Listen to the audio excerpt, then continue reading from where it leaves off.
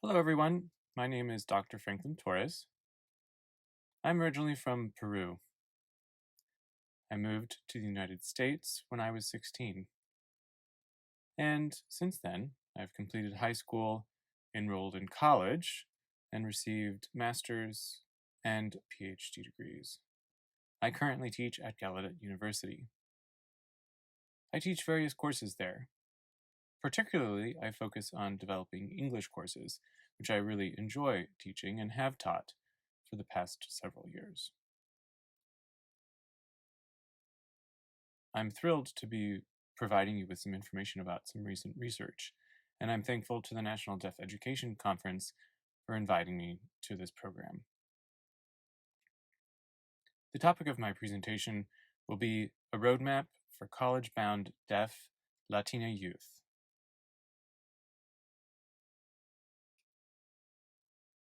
We're going to look at the journey that youth follow if they are from Latino backgrounds, from high school into college.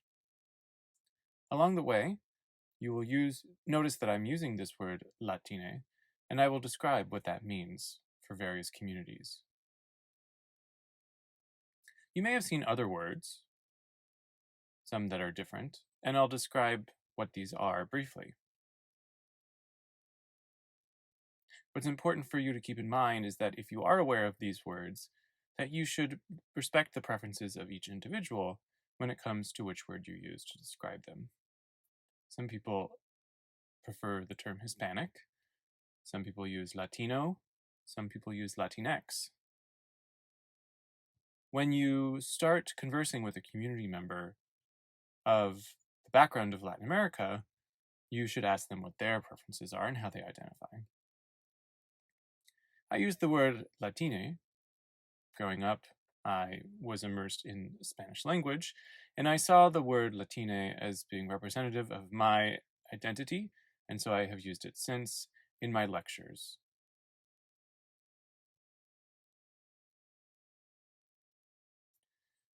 The importance of the word Latine is that it is gender neutral.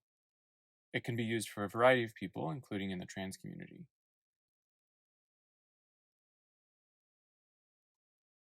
But overall, the message here is that you should respect the wishes of the speakers that you're talking to.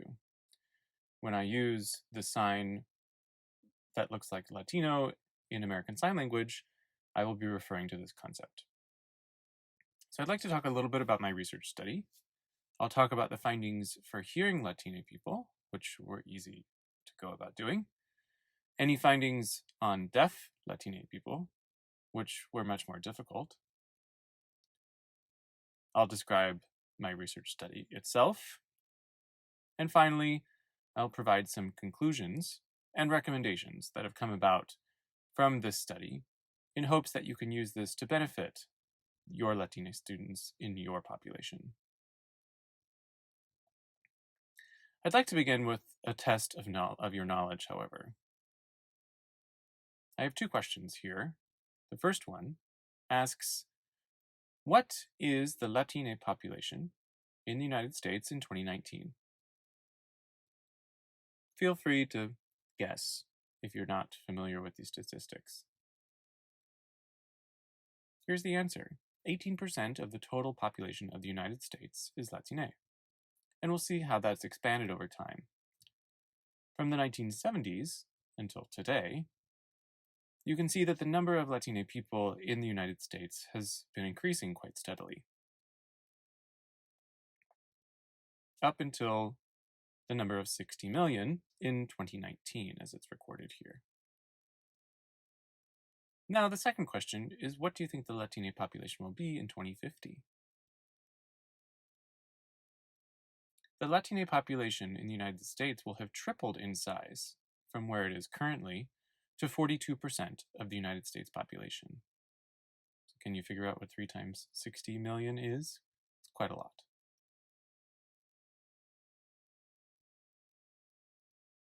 You can see that Latino students are throughout the United States in our educational systems, and they may have specific access needs that will affect their success in these settings. So I'd like to talk a little bit about the background of the problem and provide some context to it. As I just said, the total population of Latine students has increased quite dramatically over time, and we've seen that certainly true at Gallaudet University where I teach. The knowledge, the needs, the best practices for Latine students are not always there, and so we need to reflect on that. This, of course, is coupled with the failure of the deaf education system to adequately prepare deaf Latine students to be ready for school. I wasn't able to find a lot of resources when I was doing my literature review on the effects of children in the Latine population, just because it doesn't really exist. In hearing contexts, there is some information about first-generation students and their ability to succeed with certain supports, but that doesn't necessarily apply to the experience of deaf students who are in first-generation settings and their literacy outcomes. The purpose of this study was first and foremost to increase that knowledge gap and to document the literacy experiences of first-generation Latine students in the K-12 and higher education settings in the United States. I also wanted to make sure that we could examine and describe the literacy experiences of deaf Latine college students and the outcomes for them, whether they succeed and graduate in college or if they decide to leave college before graduation. This type of study will hopefully inform administrators and higher education professionals in designing support services for deaf Latine students, specifically in their literacy experiences as first-generation students. Here are some of the research questions that guided this study. What are the specific literacy experiences common among first-generation deaf Latine college students?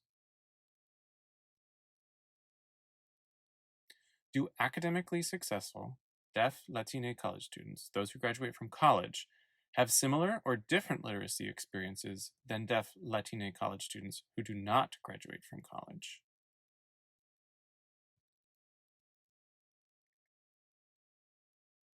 When doing my literature review, I found that there were some differences, of course, between deaf and hearing Latine college students.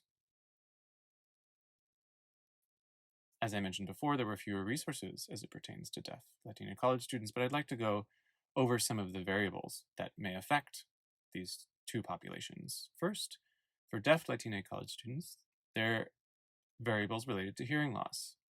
Second, socioeconomic status, meaning financial aid and VR support.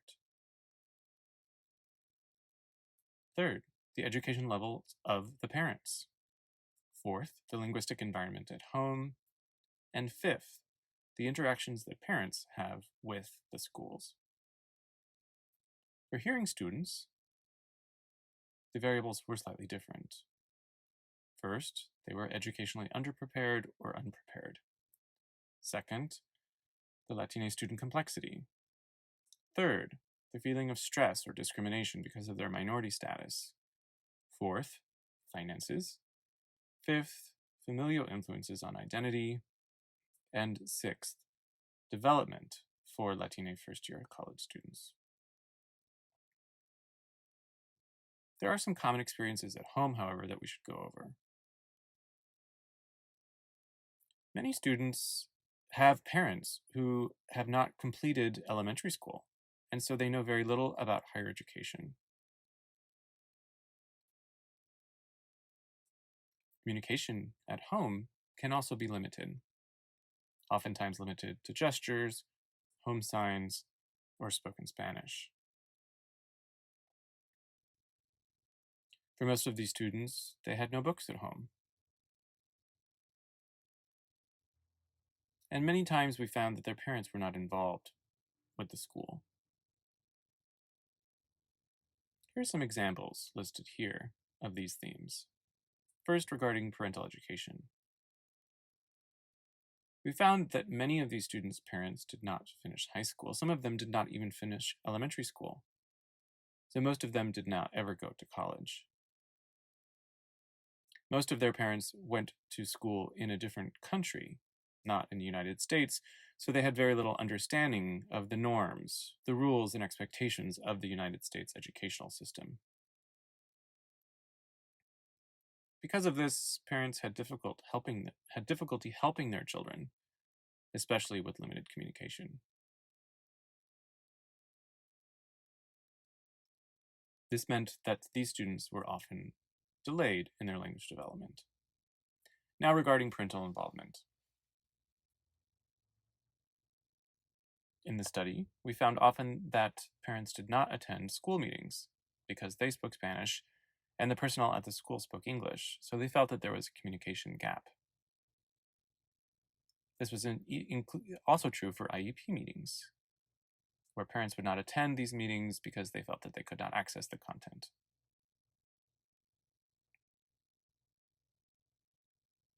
Parents also had very little communication with their children because they did not learn sign language in many settings and use rudimentary signs, pointing, or gestures.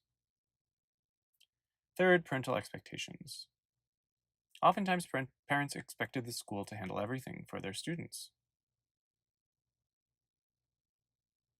Parents were often busy working all day long, and so they were not able to visit their children, to attend their sporting events or their theater shows. This meant that students were mostly left to their own devices.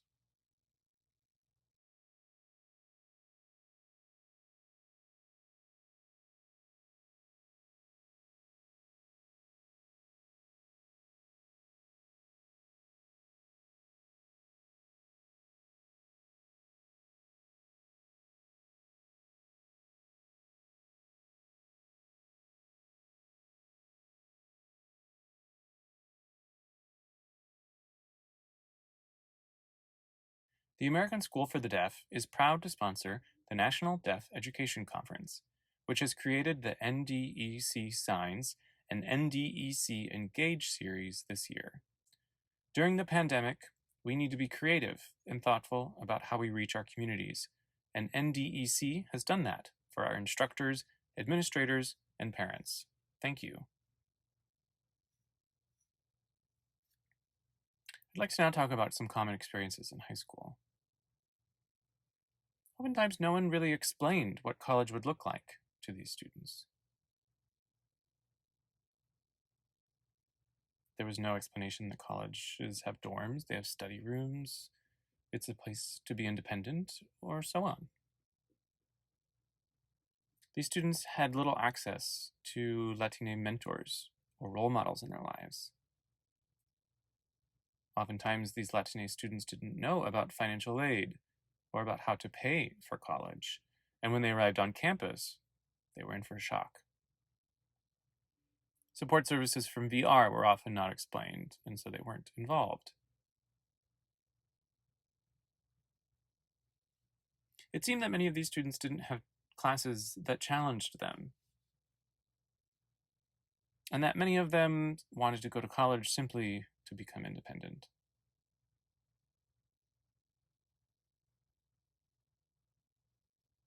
Here are some similar themes that carry on between high school and college experiences.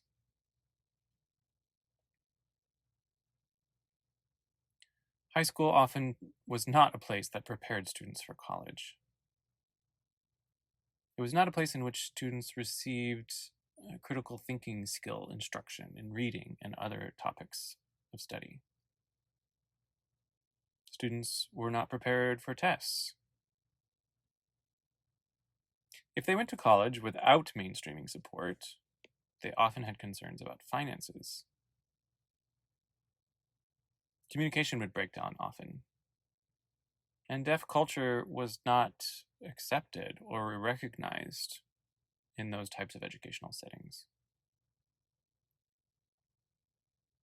In colleges with mainstreaming support, students had access to communication, often through Spanish VRS, They might contact their parents that way, so they could get support from their parents through VRS. But oftentimes they would not want to go home often, and they felt disconnected. They might have some interaction with the deaf community, and so home felt like a distant place. But they would become increasingly reliable on interpreters to gain communication access elsewhere. Now at a university for deaf students. The priority there, of course, was deaf culture. But in place of that, students would not focus on developing their Latine culture, and it was oftentimes not recognized. I'd like to now touch on some college experiences that were common. Students often felt alone or isolated, without friends.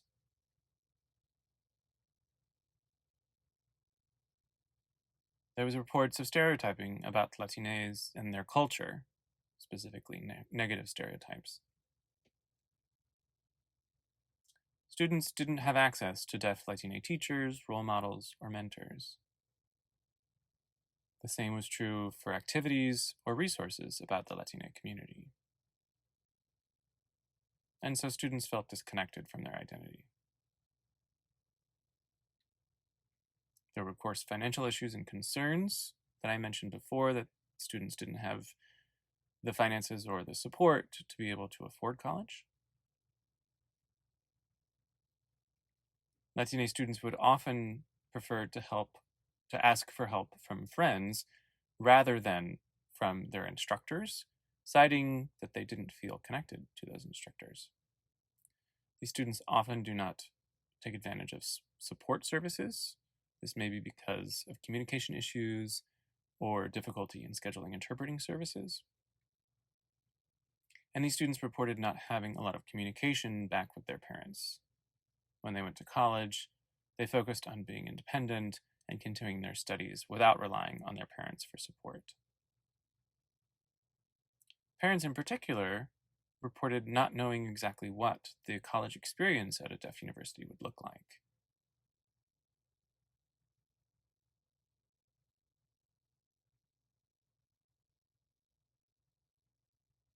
Here's some things that we found specifically in students who graduated from college. Independence was a large theme. Students wanted to stay at the university setting and not go back home where they were often bored, felt isolated, or lacked communication with family members. And so college represented a large opportunity for them to become independent people, to learn to communicate, to ask for interpreting services, and develop their community. These students largely wanted to prove that they could succeed in the things that they set their minds to. Identity. These Latine students wanted to find their Latine identity, to discover themselves in the context of college, to realize that they could be both deaf and Latine at the same time, and to understand some of the trends in those communities. Stereotyping, as I mentioned before, there was some stereotyping pitted against these students, and these students often reacted in more positive ways, taking action to bolster their own confidence. Finally, the number of Latino students. These students would seek out organizations. If they found organizations that were weak, they would establish new groups or clubs, and they were active in the Latino community. To conclude, we found that many of these students lack reading models, access to reading materials at home before they get to college. Generally, at home, communication through a formal language, for example, American Sign Language, is limited. So sharing of information between students and parents is also limited.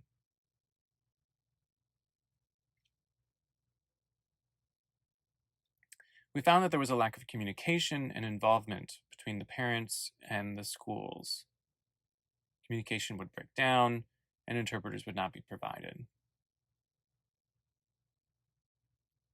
First-generation deaf Latino students may lack background knowledge about higher education and academic culture.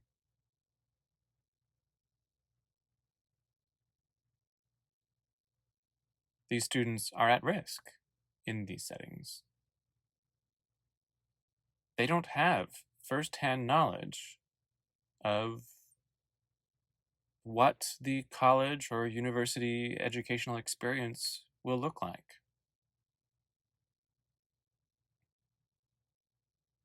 And first generation Deaf Latine college students often reported experiencing acculturation to white norms on their campuses, with a feeling of discrimination against their own cultural identities.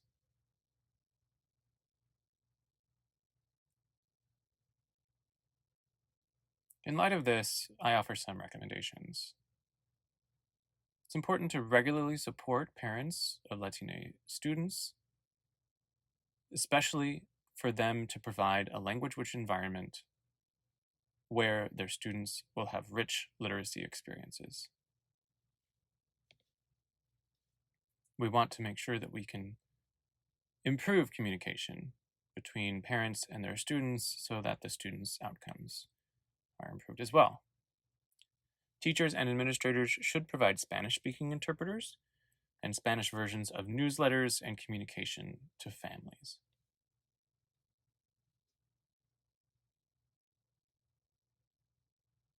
High schools need to provide Deaf Latine students with academically challenging courses, especially ones that incorporate critical thinking skills.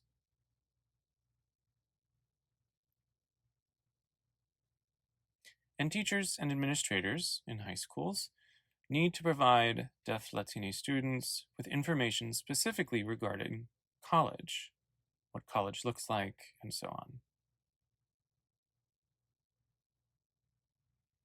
Instructors and administrators should provide testing information about the ACT and SAT to these students and information about financial aid. Deaf Latine high school students should participate in community service. They should become involved in organizations. They should take leadership roles. And they should become involved in career exploration programs.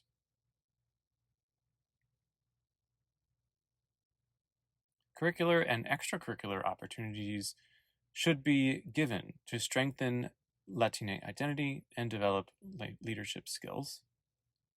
And colleges and universities should provide information about support services and organizations early, for example, during new student orientation or a first-year seminar. They should also provide internships in Latin America.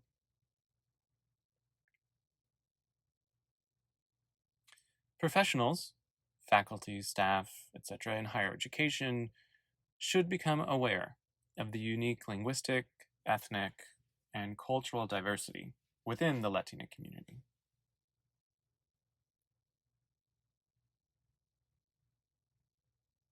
Thank you very much for watching my presentation.